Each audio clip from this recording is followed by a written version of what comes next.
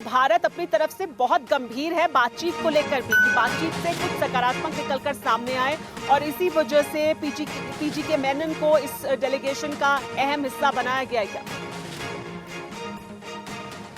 बिल्कुल बिल्कुल सुमेरा, उनको शामिल करने का मकसद यही था कि इन सारे विवादों को किस तरीके से सुलझाया जाए। और खास बात यह कि अगर कोई,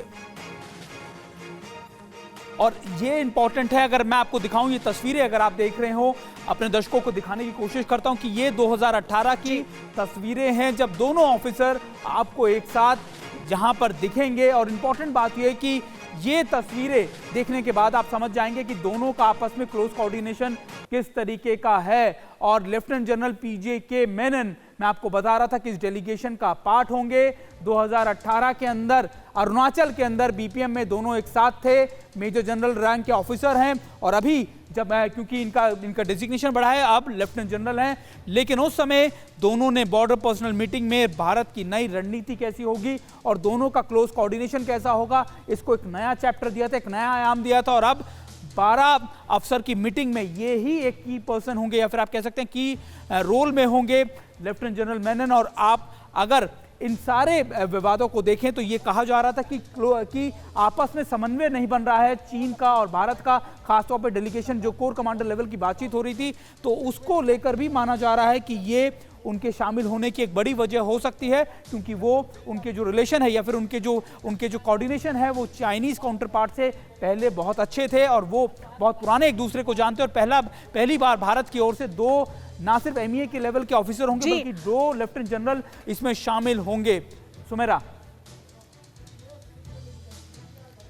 जी, और हमारे साथ मेहमान भी सभी बने हुए हैं। लेफ्टिनेंट जनरल राजेंद्र सिंह, आपसे भी मैं जानना चाहूंगी सर कि ये जो हमारा डेलीगेशन है, बदलाव किए गए कई भारत की तरफ से। जब मॉस्को में बात हुई थी तब ये तय हुआ था, जो सुमित भी बता रहे थे, कि एमईए के जॉइंट सेक्रेटरी स्तर का कोई अधिकारी शामिल होगा जब बातचीत होगी, तो वो अधिकारी शामिल किए गए। ये अपने आप में एक बदलाव है। लेफ्टिनेंट जनरल भी 2 शामिल रहेंगे और पीजे के मेनन जिनके बारे में जिक्र करें, तो भारत की तरफ से काफी पुख्ता तैयारी है इस बातचीत के लिए भी।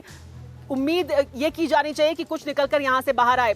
अगर निकल सकता है, कोई संभावना हो सकती है, तो उस पूरी संभावना को तलाशने की कोशिश की जा रही है।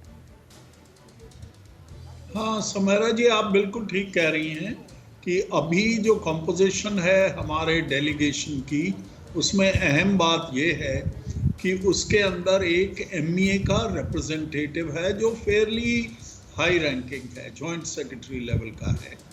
तो ये एक अहम बात है। जहाँ तक 2 लेफ्टिनेंट जनरल्स की बात है, हमको ये ख्याल में रखना होगा कि उस इलाके की overall command lieutenant general Harinder Singh साहब के पास है।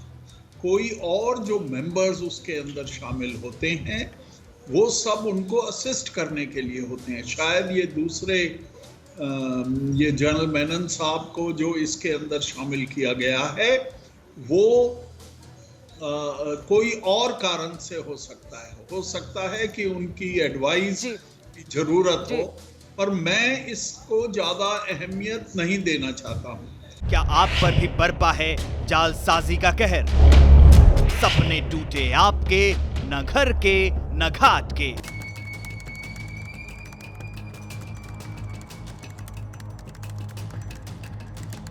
देखिए लूट घर हर रात 9:30 बजे। फिक्र आपकी,